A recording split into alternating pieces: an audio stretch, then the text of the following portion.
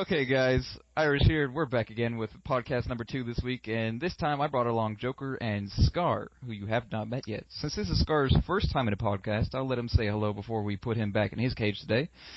Aww. Would you like to give us your name, state how long you've been gaming, what your favorite genre is, and what your number 1 favorite console is? Yes. My name is Inmate Scar. Born in Texas. Don't tell anyone that, though. I've been gaming basically since I was 4. N64 days, the best kind of days. Makes me feel Favorite old. video game? The Legend of Zelda Wind Waker, or Super Mario 64. I usually switch. And favorite system? That will always be the N64. Call me what you want, but I'm a 90s kid. I don't think anybody can ever say that the N64 was anything but great. Yes, sirree. This is actually the first meeting of Scar and Joker. They've always been in separate wings, so... Yeah, I know, it's weird. Oh God. Yeah, I'd be afraid I was going to kill this guy. Well, Braun is, he's a bit odd. All right. And I don't like clowns. Yeah. Who, me? You don't? Oh, I'm God, not. yeah, that's true.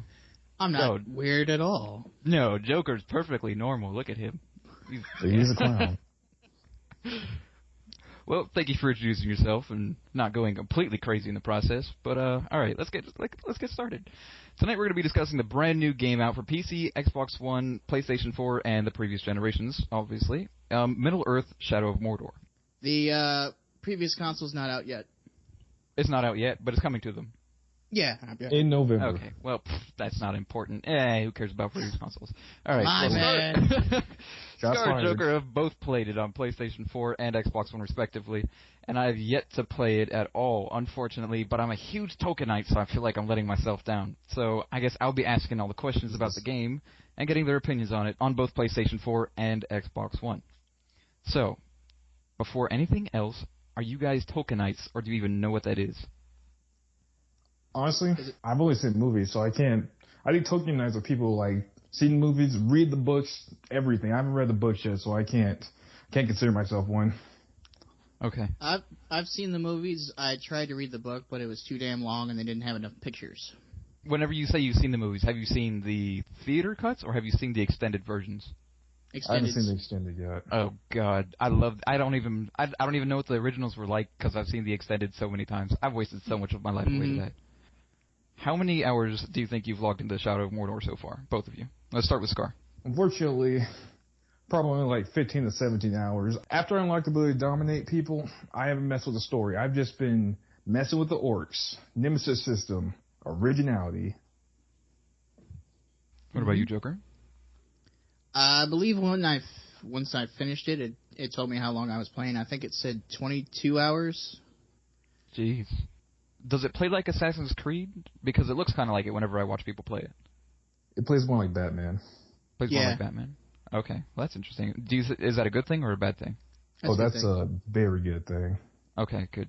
Which Batman game in specific? I'd say City. Mm-hmm. Arkham City. Yeah. Okay. Do you think the world's large enough? I think so, considering that there's 2 complete maps, I believe, that are large. It's not huge, but it is big enough to at least feel like it's big. Like, you're not going to expect a Skyrim-sized world, but you're getting enough.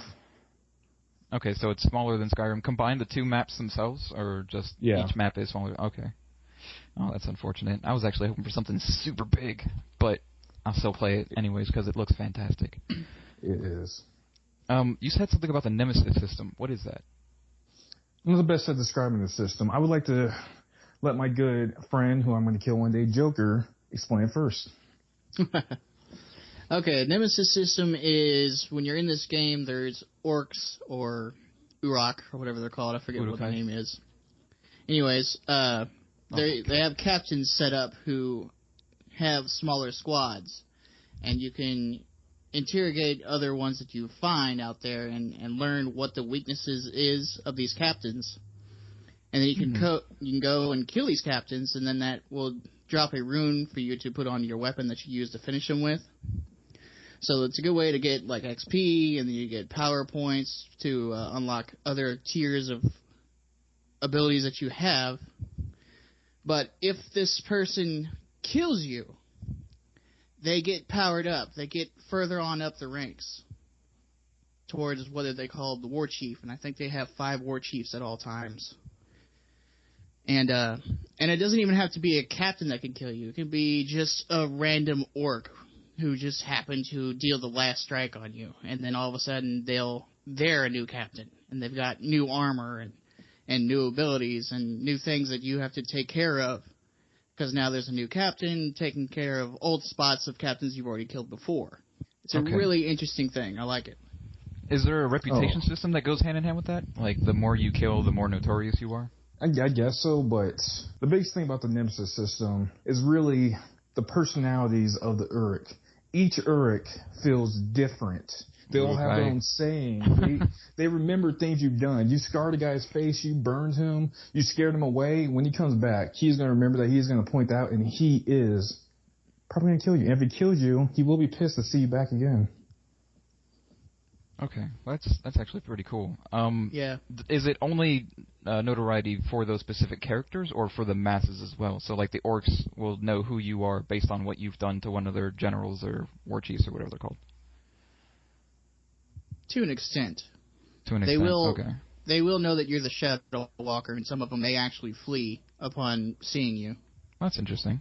Okay, so how's the music in-game? Beautiful. Is it on par for the movies? I think so. You do? Yeah, okay, it really sets the atmosphere up. What about the voice acting? Because that's a big thing. I would say superb. It was pretty good. Are there any cameo or any guest appearances in it, like Andy Serkis or Elijah Wood or Ian McKellen? There is Andy Serkis. He's Isn't the main character played by Troy Baker? It at least sounded like it to me.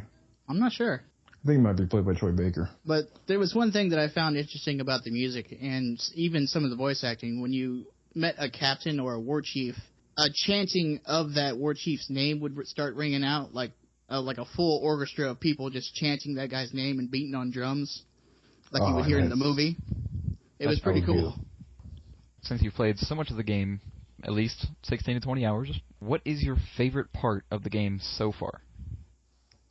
It will always be a Nemesis System. For me, I kind of liked Ratbag. What's Ratbag?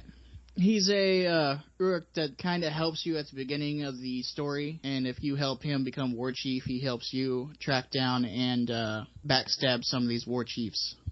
So he's kind of like a double agent? Pretty much, but he was silly and had sort of a bit of a sense of humor. He was kind of a comedic relief. Okay. If we're talking about visual characters, my favorite character will have to be one of the randomly generated characters I got, Ozog the Accuser. Because I've killed this guy 4 times, and he always comes back with a brand new scar, and I think he's still coming back. Story-wise, how fun is this game? Does it keep you engaged, or is it just like a hack-and-slash game with a story in the background? Because I know we were all disappointed with a certain game story, Destiny. Sorry.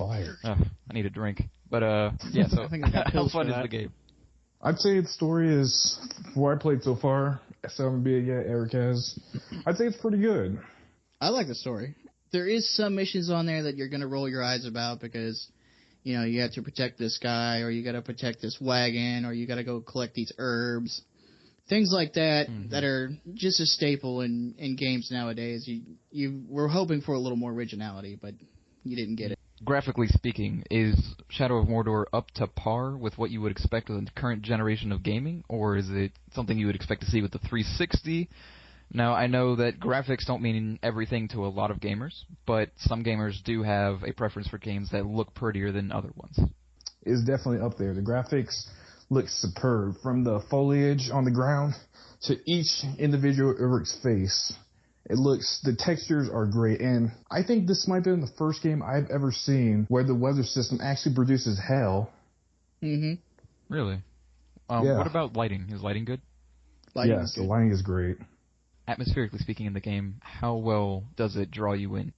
Are you really engrossed in the game? Do you really get into it? Or is it a game that you play, but you're still detached from it at the same time? I really get into it. The atmosphere. It's great. It definitely fits. It definitely fits with the Lord of the Rings title, the Middle-earth title. The only thing is I expected Mordor to be a bit darker, per se, but it's probably not there yet. Like, a lot of the environment is lush with grass and stuff like that. There are some parts that definitely have that burned feeling with some destroyed castles here and there used as strongholds by the Uruks. But the atmosphere, it's great. If you can play a game all day long and then, like, feel like you haven't played it for 2 hours, it means it's a pretty good game. It sucked you in pretty good. Yeah. Whenever you say that you had expected it to be a bit more dark, do you mean like craggy, where it's just rocks and looks like a mountain got blown up and it's just rubble everywhere, or just Yeah, that's kind of what I expected. Yeah, okay. Like, I kind of expected it to look like a dead environment. I didn't expect trees and foliage and grass and all that, but I guess Mordor's just not there yet. Do you actually come across Sauron in the game? Yes. Okay, what about Saruman, or any of the wizards? He's more of a name drop. Yeah, he is hinted in the game, but not seen. There is one character you will see in there, but I definitely don't want to spoil that. When you see him, you're going to be like, yes! I think if anyone paid attention, they'll know from the beginning of the video whenever we were talking about voice actors. They're probably going to rewind. Rewind button. Yeah. So I should just name drop him? Yeah, go ahead. Okay, Gollum appears in the game. He even makes reference to Master Baggins. Really? How he took his ring, and I was still mad about that. Oh, that's pretty cool. I like that. Is this game difficult to the point where there's a learning curve, or can you just jump right in and be competent at it? I honestly don't think the game is very hard. The difficulty really depends on the abilities you gain, how fast you gain them, and the Uruks you fight, because some Uruks are as simple as stunning, slashing him a few times, and just cutting off his head. There's one Uruk, though, can't really remember his name, but he had a metal shield, so you couldn't break through it. He was invincible at combat finishers, so you couldn't just charge up a combo with other enemies and then hit him with it, and you couldn't vault over him, so I basically had to get him with stealth attacks, and even then, that barely did any damage. He was probably the most challenging opponent I fought in the game, and he's still alive.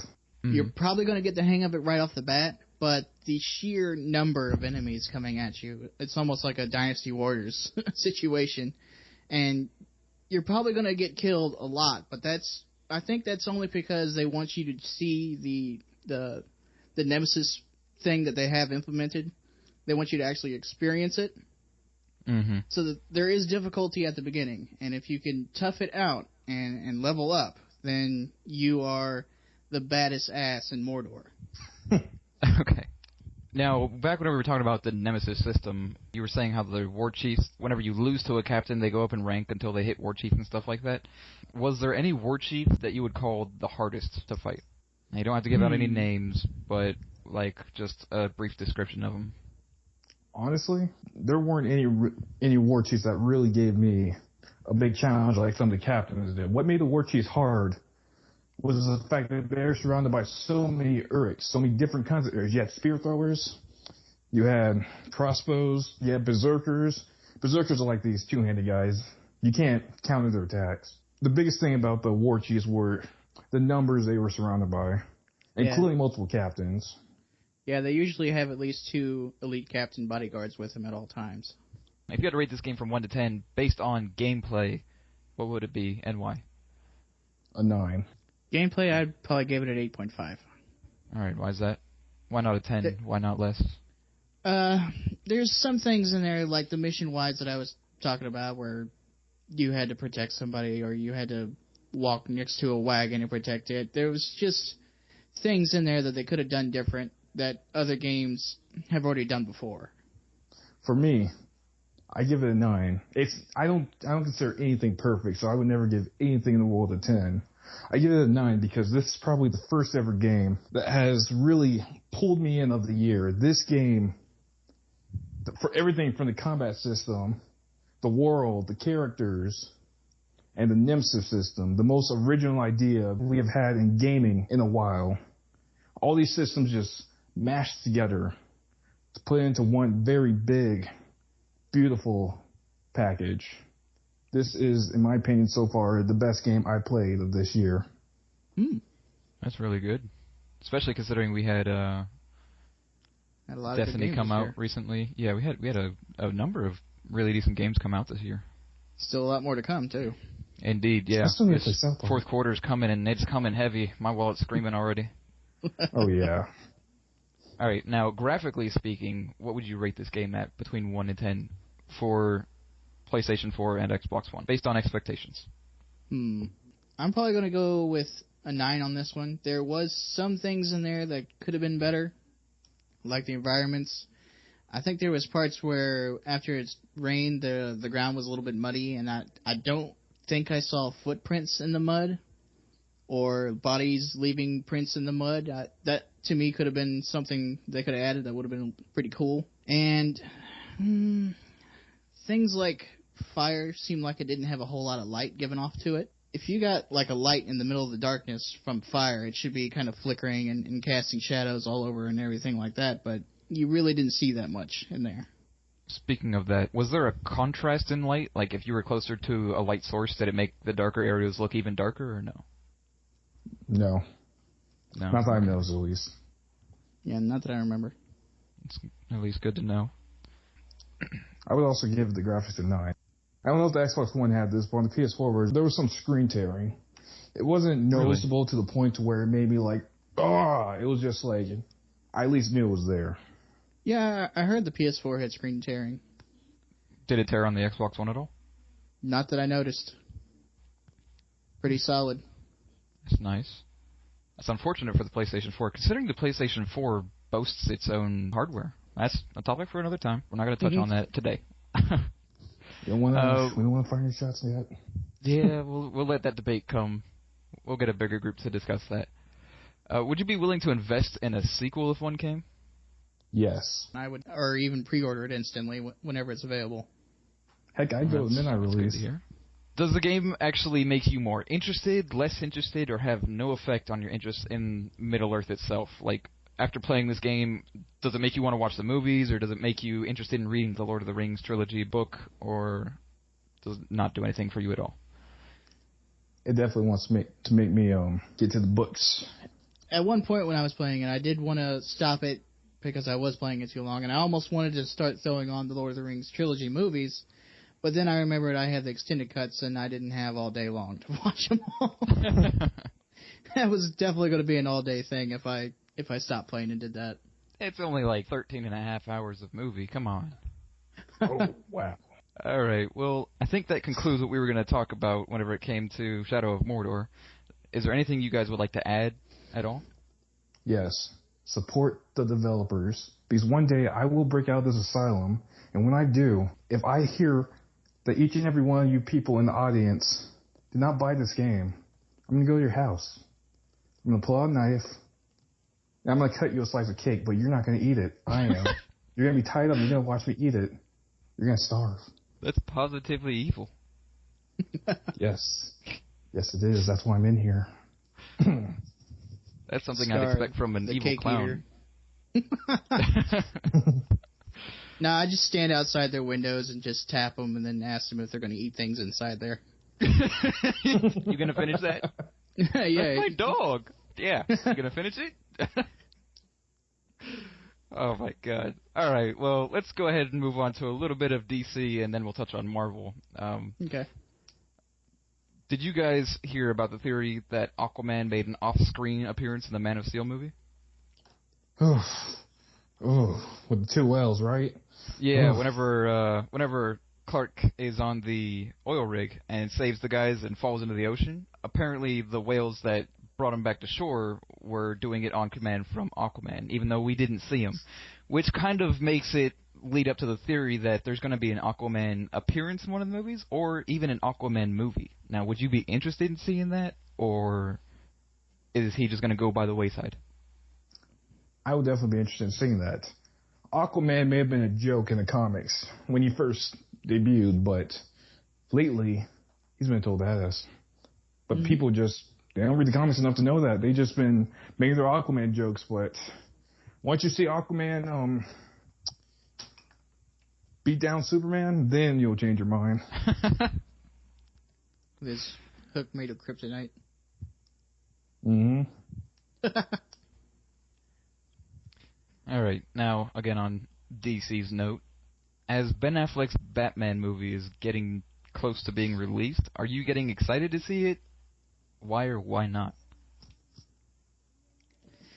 Oh man, that even when you said Ben Affleck and Batman, I had a little smile and a chuckle. That's mean. I only imagine him as Daredevil, and we know how well Daredevil went. Yeah, Daredevil was I was a stick in the mud is what it was. I don't think it was Ben Affleck's fault though. Probably. But yeah, I mean Daredevil's really not an impressive character. Plus, I'm not a big fan of his suit. They lowered the ears down. He looks more like a Tasmanian devil than he does a bat. Yeah, I saw that. Like they actually it kind of reminds me of an older Batman. I don't know if it was a comic or in the cartoon, but he did have his ears pretty low at one point. Yeah, I don't know. It was probably Batman Year One. I just have to watch it to. I can't really say if it's my opinion. I don't know. It's just so weird. It's so weird to think that there's going to be a Batman versus Superman movie with Ben Affleck as Batman with his Tasmanian devil ears. Yeah. If you were to like stop at some Comic-Con 5 years ago and say that to somebody, they'd probably laugh at you and punch you in the face. For me, as the Affleck gets closer, I'm actually, I don't know, I'm getting a little bit more interested in seeing it because I don't know if it's just the part of me that wants to criticize him or not, but I'm hoping he does a good job. It's really going to be hard to beat Christian Bale because Christian Bale's Batman was fantastic. And it just ended. And it's kind of hard to go from, I mean, okay, Christian Bale had it easy coming from Clooney. Mm-hmm. So, I mean, you go from George Clooney to Christian Bale, and Christian Bale's this jack dude who plays this billionaire playboy philanthropist who looks the part, acts the part, and still plays Batman as a badass. Mm-hmm. And then you go to Ben Affleck, who's the blind reporter, Daredevil, who also robbed banks with ghost or clown masks on from the heist. I mean, I can't take him seriously. But in the pictures, it did seem like he beefed up a bit to play Batman. I don't know if it was the suit or if it was actually him. But if it looked like he gained like 50 pounds or more of just muscle mass. And if that's the case, then that's going to be pretty cool because you're going to see like he looks more stocky built rather than like Christian Bale was like really well proportioned in his body. So he looked more like a model than he did a weightlifter whenever it comes to bodybuilding. So like, no, like whenever you think weightlifters, like the weightlifting models have smaller waists, but the bodybuilders have really wide waists and wide torsos because they lift like really heavy weights. Mm. So Affleck looks kind of like the ones who build up to do powerlifting, and Bale looked like the one who built up to look good. Honestly, at first when I heard Ben Affleck was going to be played by Batman, I was scared. Wait, what? Batman's playing Ben Affleck? Sorry, Damn. Ben Affleck. When I heard that Ben Affleck was going to play Batman, I was scared. I was like, you guys done screwed up. But I don't know. I've been watching a lot more movies with Ben Affleck, and I think he's actually a pretty good actor and writer and director and producer. Mm-hmm. Yeah, he's not bad, but I don't know if he's Batman. That's the thing. That'd be like getting Casey Kasem to play Superman. Rest his soul. But He I mean, plays a good Shaggy from Scooby-Doo. He plays a fantastic Shaggy, but I can't see him as Batman or Superman. Like, I don't know. It's just, I mean, I don't know if he has there's it been in 5 him. different Batmans in the comic books. I'm not talking about alternate universe. I'm talking about one universe. Although technically that's just been all the Robins as Batman, but you know, maybe Terry Crews has been a better choice for Batman. Oh my God, I would love to see Terry Crews as I would Batman. watch the shit out of that movie. He's huge and he's just comic relief, and he would just grab people and scream at them and they'd cry. He wouldn't even need to say I'm Batman or interrogate them. He'd just be like, oh! He just mop up those tears with Old Spice. Yeah. Just flex his suit breaks. I'm no longer Terry Batman. Crews is I'm a bad Batman. Oh man. Actually, he could play Luke Cage.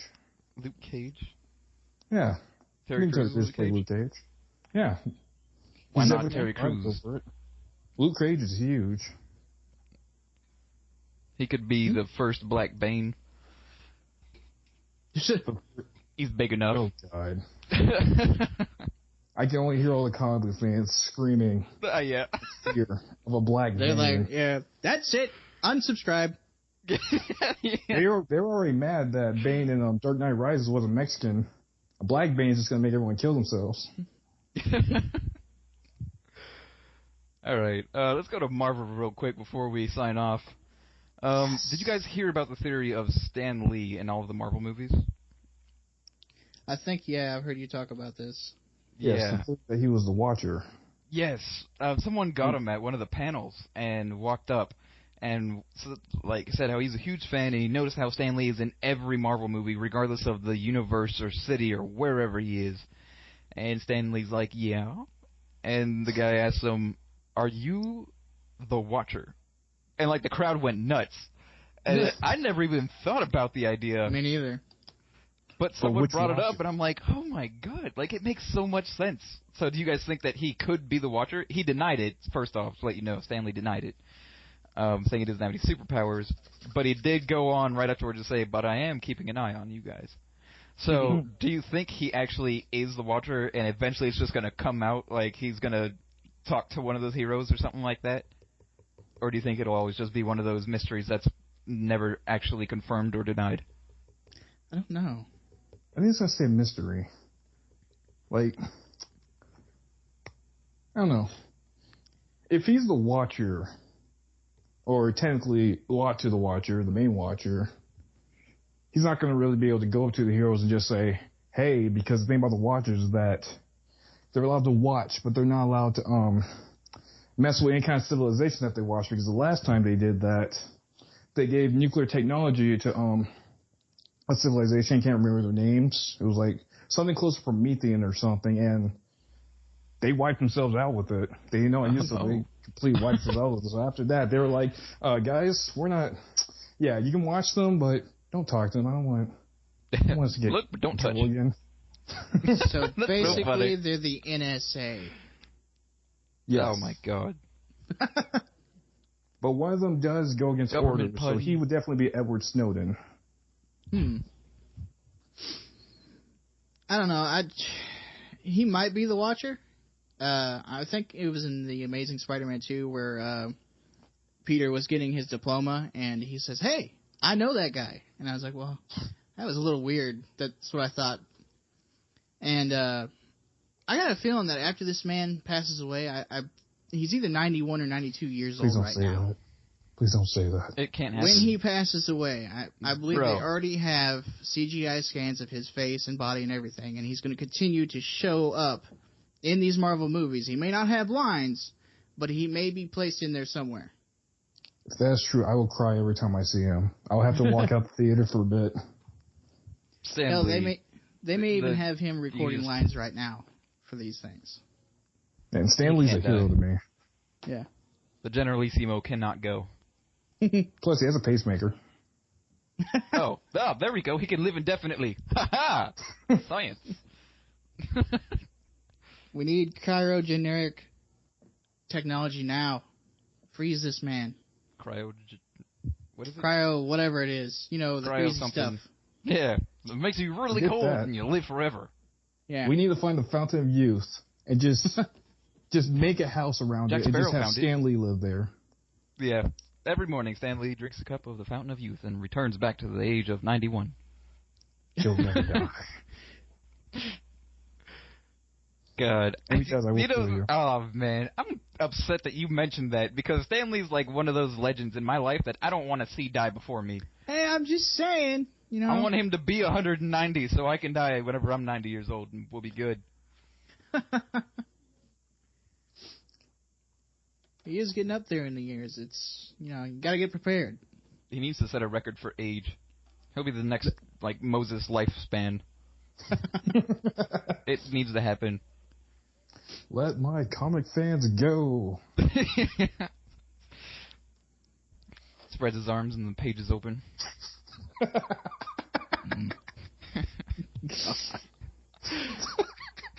Alright, let's sign off before we get a little bit carried away. Alright. Well, a little bit? Yeah. Okay. Alright, you psychos. Thanks for watching. We'll see you next time. This is Irish Joker and Scar signing off. Later. Hey. That's so casual.